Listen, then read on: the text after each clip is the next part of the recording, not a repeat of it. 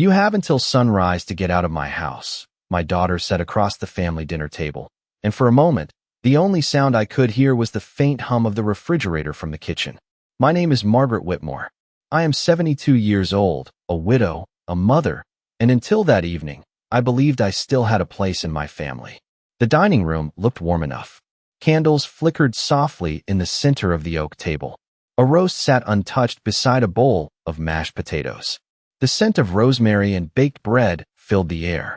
It should have felt like home. Instead, it felt like a courtroom where the verdict had already been decided. My daughter Rebecca sat at the opposite end of the table with her arms folded.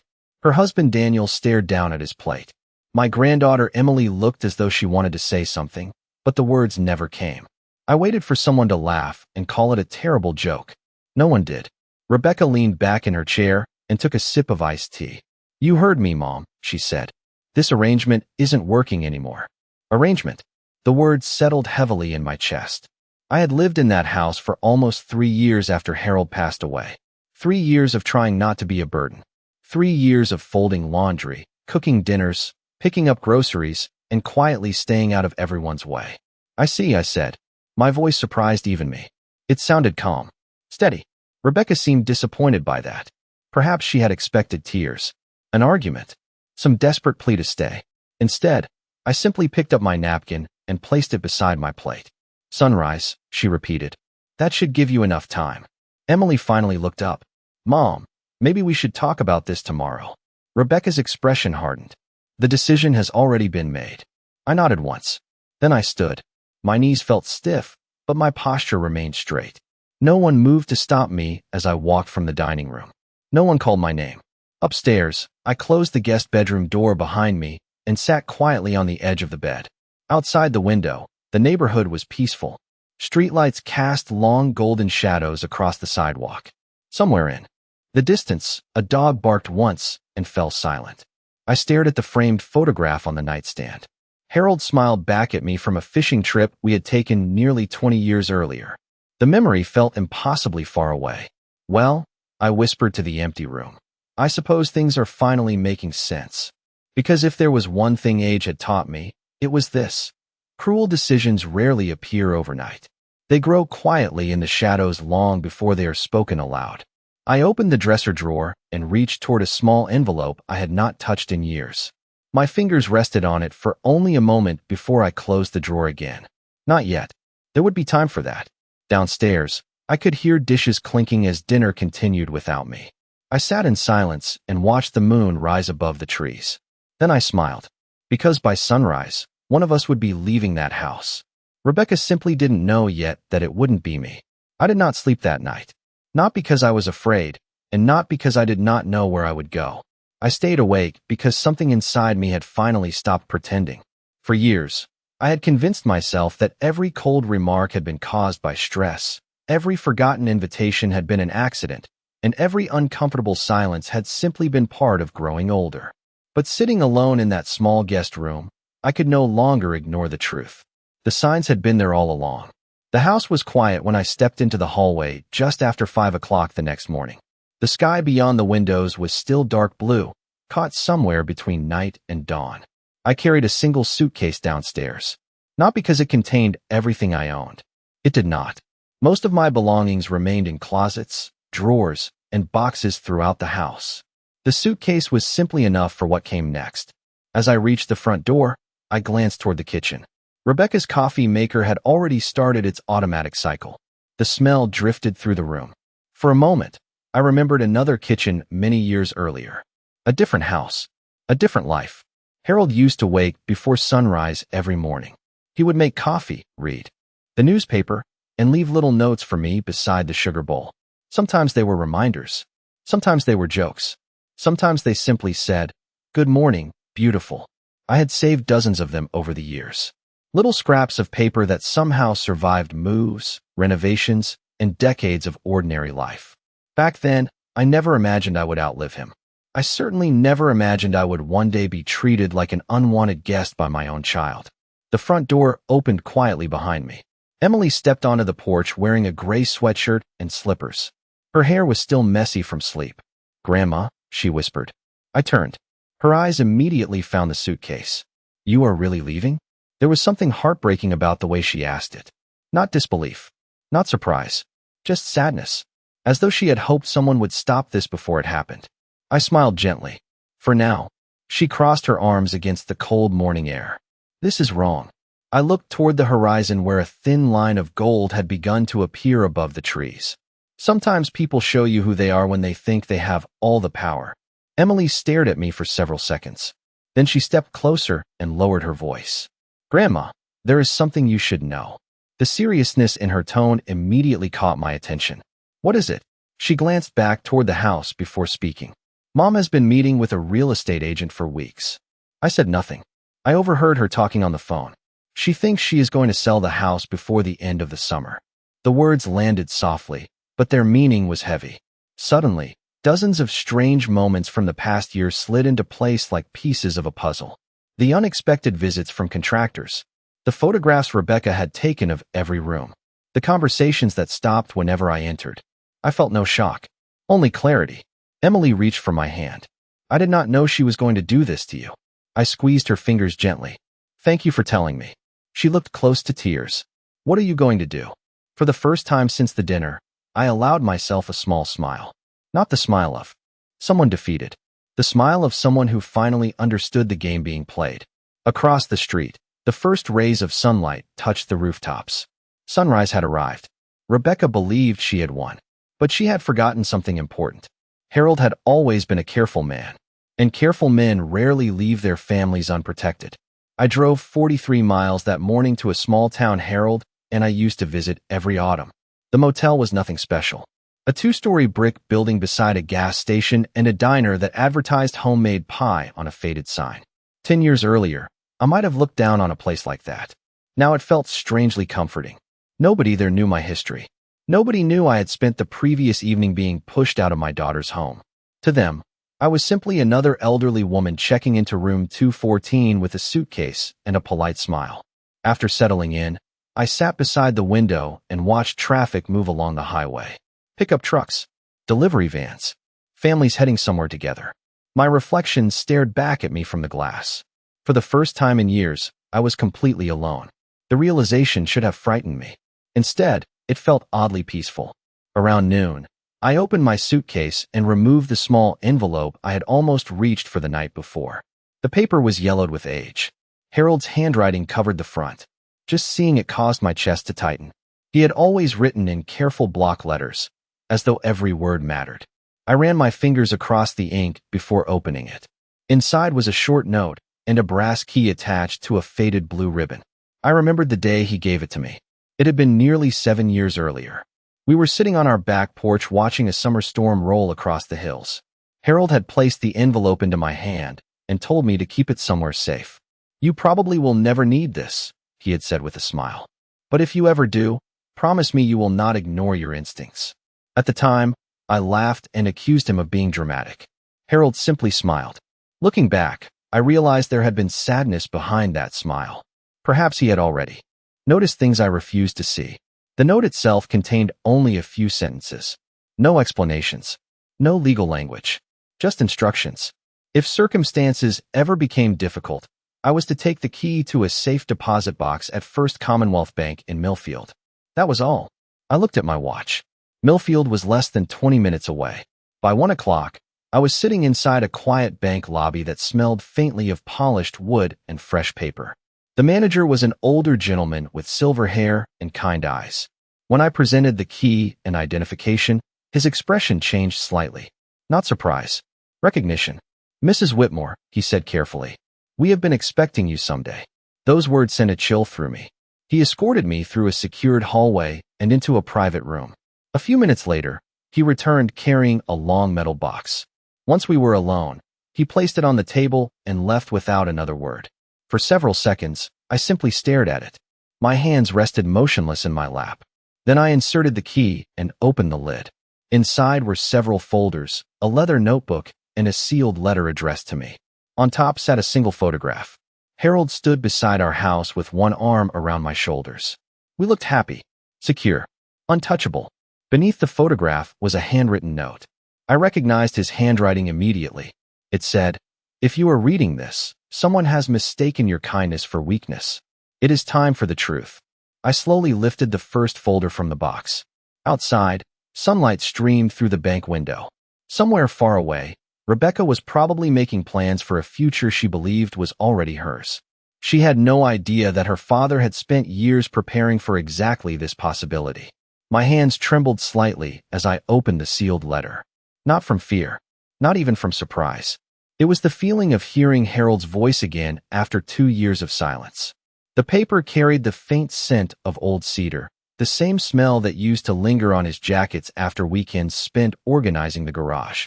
I sat alone in the private room and began to read. My dearest Margaret, the letter started. If this letter has reached your hands, then life has unfolded in a way I hoped it never would. But if there is one thing I learned during 47 years of marriage, it is that your heart is often too generous for your own good. I paused and smiled despite myself. That sounded exactly like him. Harold always believed I saw the best in people long after the evidence suggested otherwise. As I continued reading, his words became more serious. He explained that several years before his passing, he had noticed changes within the family. Small things, quiet things.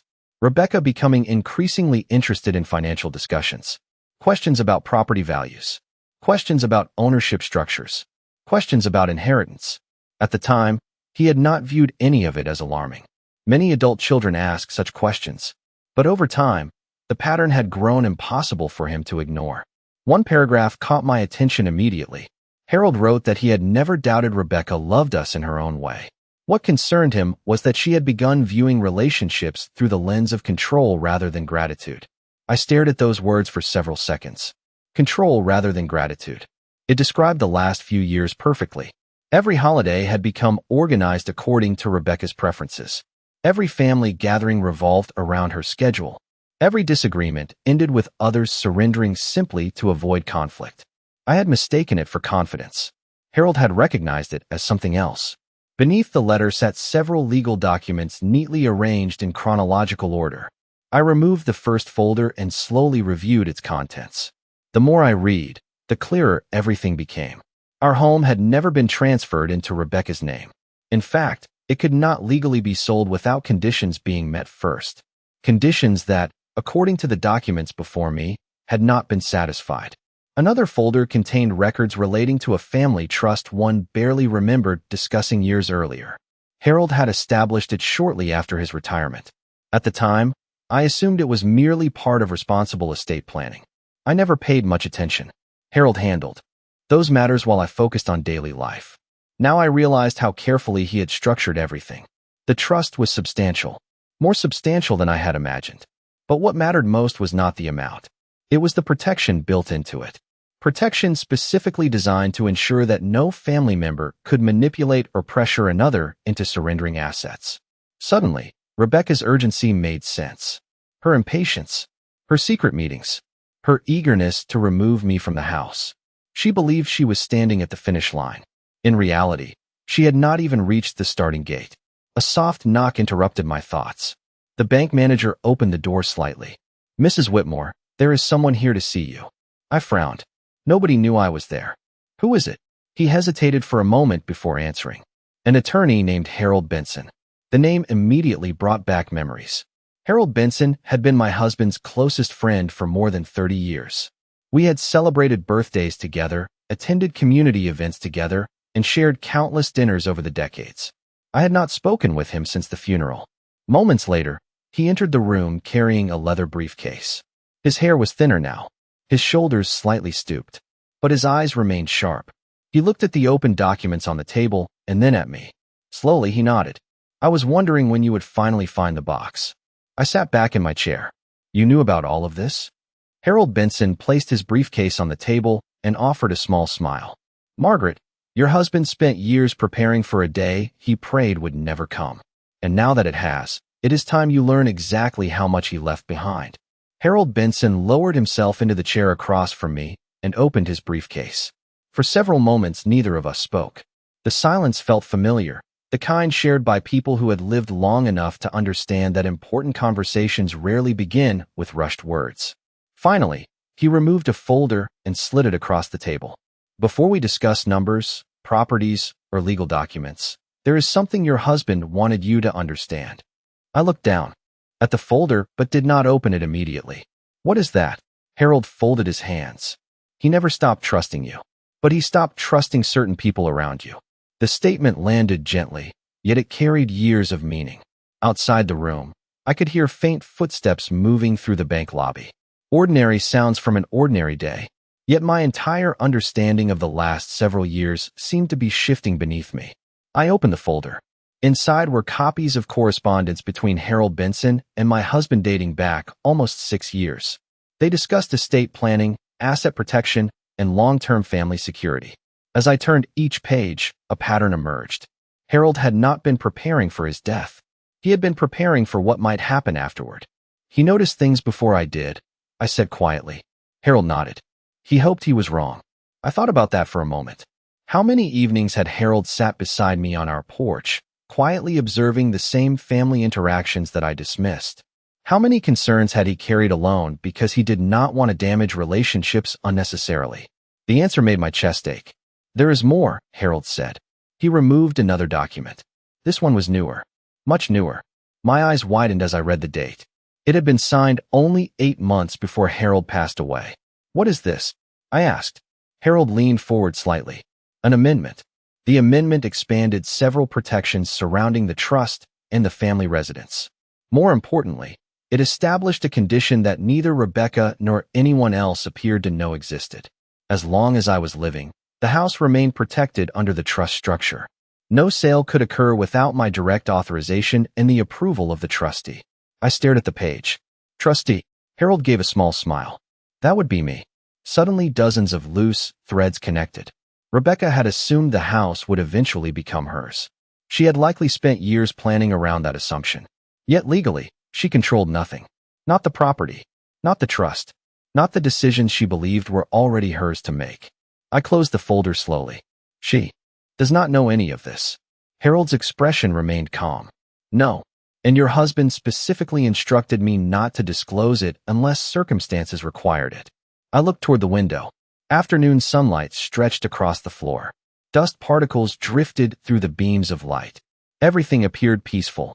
Yet somewhere across town, Rebecca was probably organizing appointments, making phone calls, and discussing plans built on a foundation that did not exist. My phone vibrated inside my purse. The sound startled me. I pulled it out and glanced at the screen. Emily. I answered immediately. Hello, sweetheart. Her voice sounded nervous. Grandma, I thought you should know. Mom has people coming to the house tomorrow. I exchanged a glance with Harold. What kind of people? A realtor. And someone taking photographs. I closed my eyes briefly. Not from frustration. From certainty. The pieces were moving exactly as Harold had predicted years ago. Emily lowered her voice. She keeps saying everything will be hers soon. I thanked her and ended the call. Then I placed the phone carefully on the table. Harold studied me for a moment. How are you feeling? I considered the question honestly. 2 days earlier I would have answered differently. Hurt. Confused. Betrayed. But those emotions were fading. In their place was something far steadier. Prepared, I said. Harold nodded slowly. Good. Then he opened his briefcase once more and removed a final folder. It was thicker than all the others combined. He placed it between us. Because what Rebecca does not realize, he said, is that the house is only a small part of the story. I looked at the thick folder resting on the table between us. For years, I believed Harold and I had lived a comfortable but ordinary retirement. We paid our bills on time. We traveled occasionally. We helped family members when they needed support. I never thought of us as wealthy. Yet the expression on Harold Benson's face told me there was something I had completely misunderstood. He opened the folder and turned several pages toward me.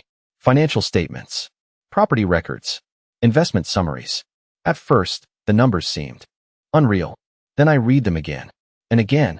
This cannot be right, I said quietly. Harold adjusted his glasses. It is correct. I felt my heartbeat quicken. Not because of greed. Not because of excitement.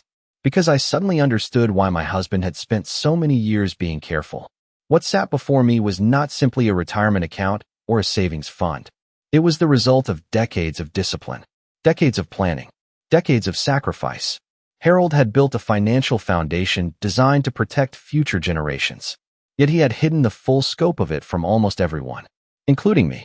Why did he never tell me? I asked. Harold smiled sadly. Because he knew you. That answer made me laugh softly despite the seriousness of the moment. What is that supposed to mean?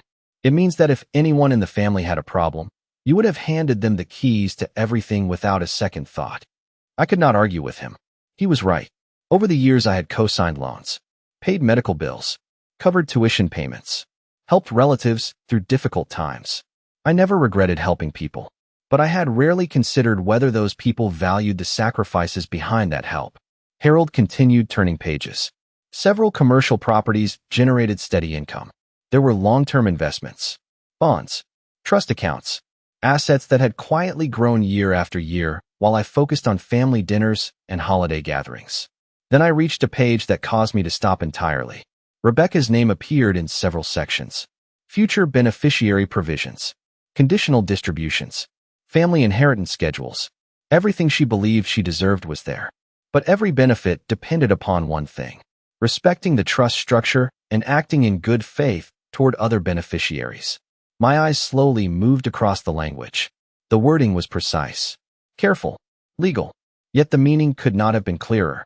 If a beneficiary attempted to manipulate, pressure, or improperly remove another protected family member for financial gain, significant inheritance rights could be reduced or eliminated.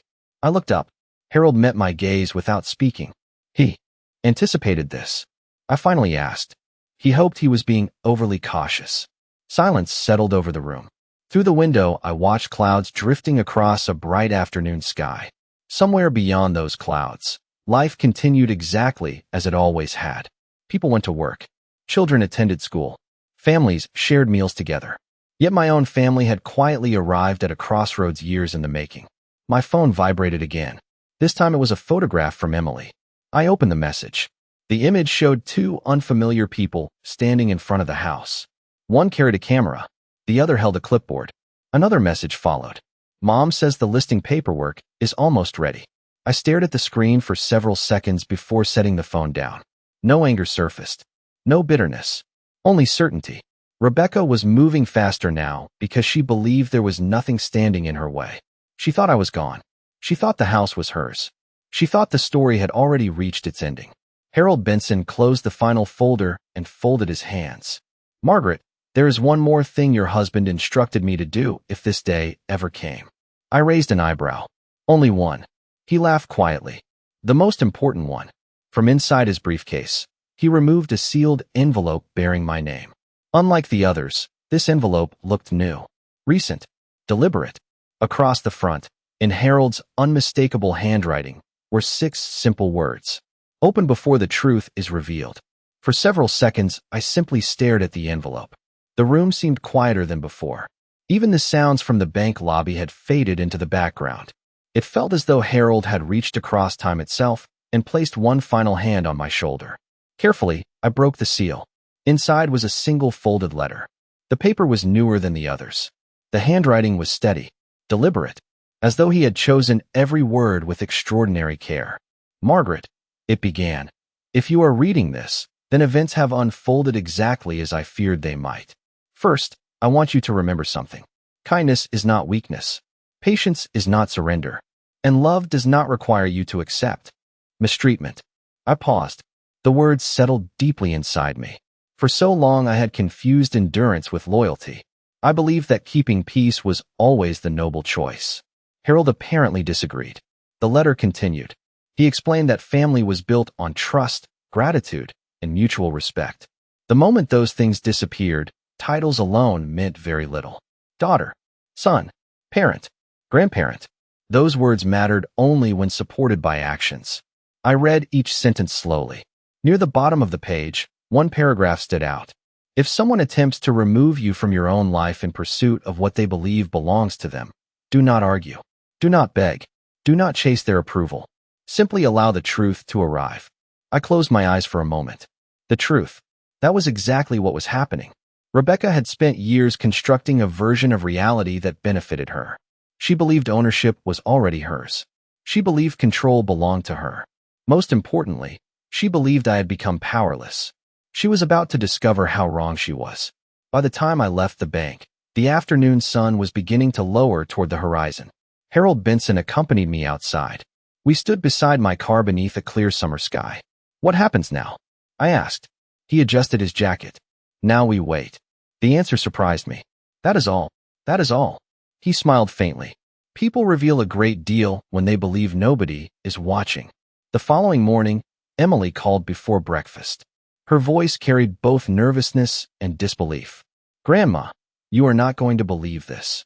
I sat at the small table inside the motel room with a cup of coffee beside me. "Try me.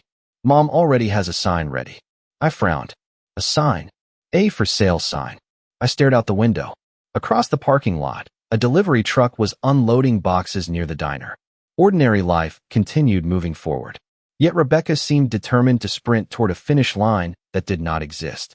Emily continued. "She has been showing people around the house. She keeps talking about renovation plans and market value. Has anyone questioned her?" I asked. Emily laughed softly. "Nobody dares." That answer did not surprise me. Rebecca had always possessed a forceful personality. Most people found it easier to agree with her than challenge her. Over time, she learned to mistake silence for support. By late afternoon, another message arrived from Emily. This time it included several photographs. I studied them carefully. The realtor was back.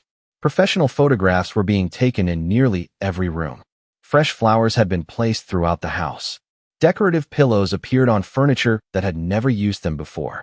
Rebecca was staging a future she had already claimed as her own. One image caught my attention immediately: the living room bookshelf. A section that once displayed framed family photographs now stood nearly empty. My wedding photo was gone. Harold's military service portrait was missing. Even the picture of Rebecca as a little girl riding on her father's shoulders had disappeared. I stared at the image for a long moment. Not because it hurt, because it revealed something important. Rebecca was not simply preparing to sell a house.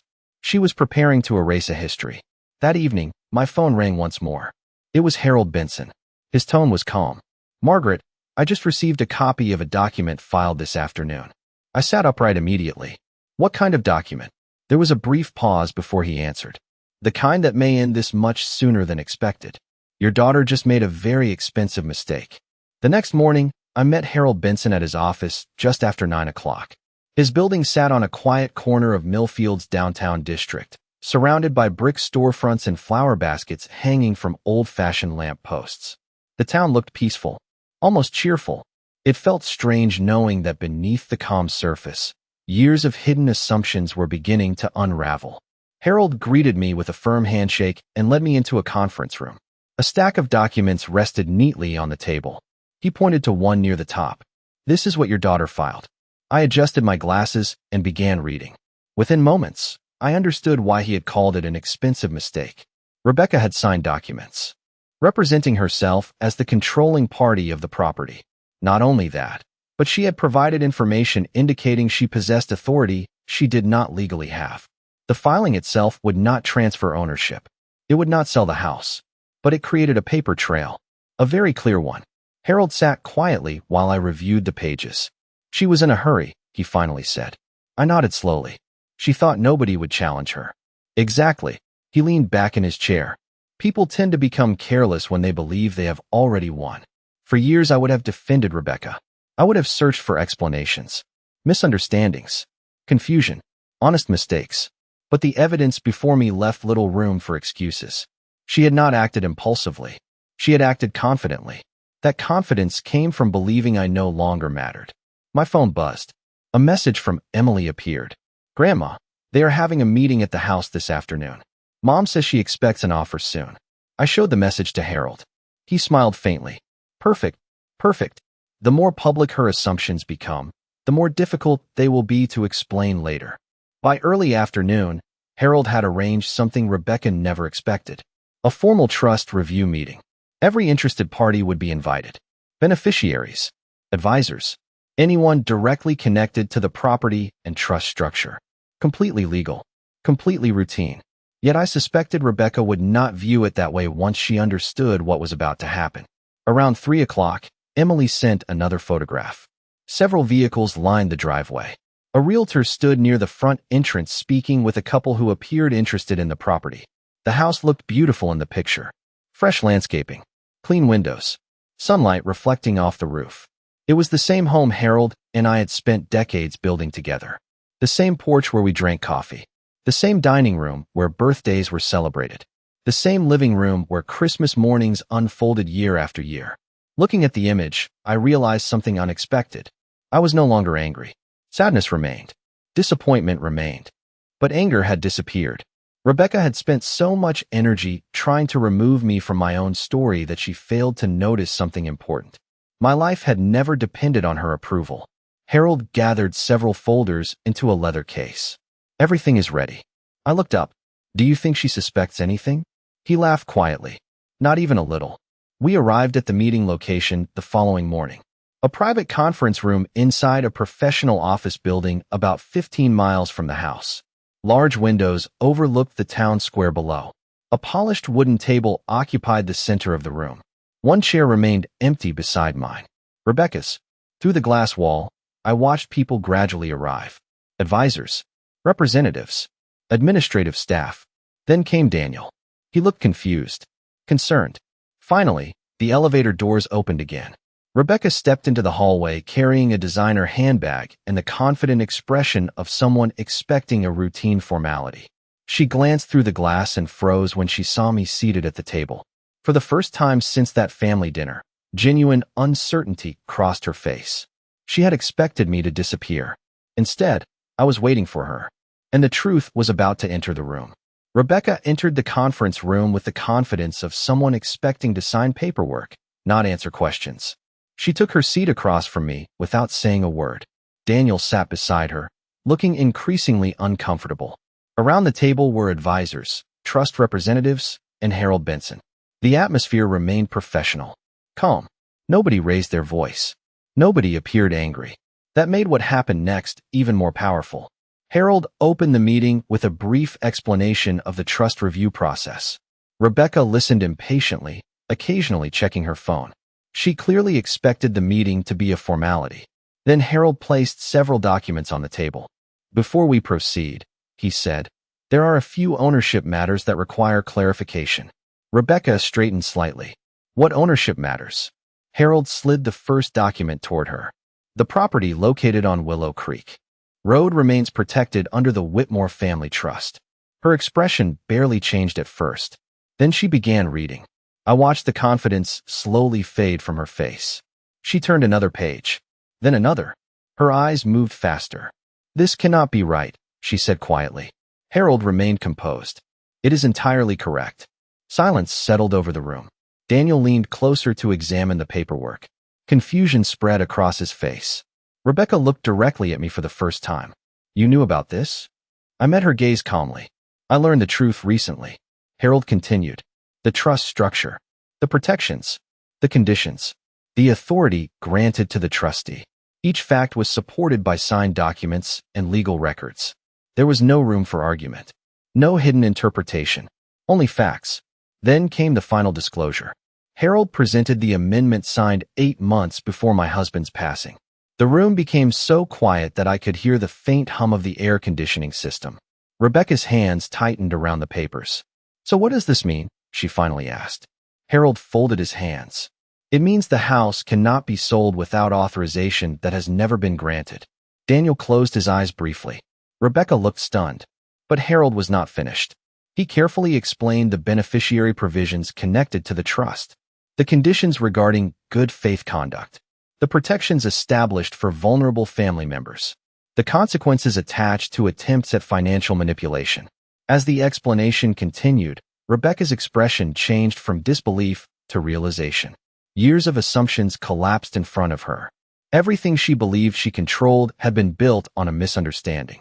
Finally, Harold placed one final document on the table. Based on recent actions and filings, the trustee has initiated a formal review of beneficiary eligibility. Nobody spoke. Rebecca stared at the page. Daniel stared at the page. Even the representatives around the table seemed reluctant to break the silence. I felt no satisfaction, no desire for revenge, only a deep sense of closure. My husband had not created these protections to punish anyone. He had created them to protect what mattered: family, dignity, fairness. After several long moments, Rebecca slowly lowered the documents. She looked older than she had the week before. Not because of time, because certainty had left her. The meeting concluded shortly afterward. People gathered their papers and quietly departed. One by one, the room emptied. Eventually, only Rebecca and I remained. Sunlight streamed through the windows overlooking the town square. Neither of us spoke for a while. Then she finally whispered, "I thought everything belonged to me." I looked out at the streets below, where people moved through their ordinary lives. "That was the problem," I said softly. "You stopped seeing people and started seeing possessions." She lowered her eyes. For the first time, there was nothing left to argue about. A week later, I returned to the house. Not as a guest, not as an obligation, not as someone seeking permission to stay. I stood on the front porch as the evening sun painted the sky gold and amber. The familiar breeze moved through the trees. Birds settled onto nearby branches. Everything looked exactly the same, yet everything felt different. Emily arrived shortly afterward and wrapped her arms around me. We sat together on the porch steps and watched the sun disappear beyond the horizon. The future remained uncertain. Families are complicated. Wounds do not heal overnight. But peace had returned. As darkness settled over the neighborhood, I thought about Harold and the final lesson he had left behind. Kindness should never be mistaken for weakness. And the people who truly love you will never ask you to surrender your dignity in exchange for a place in their lives.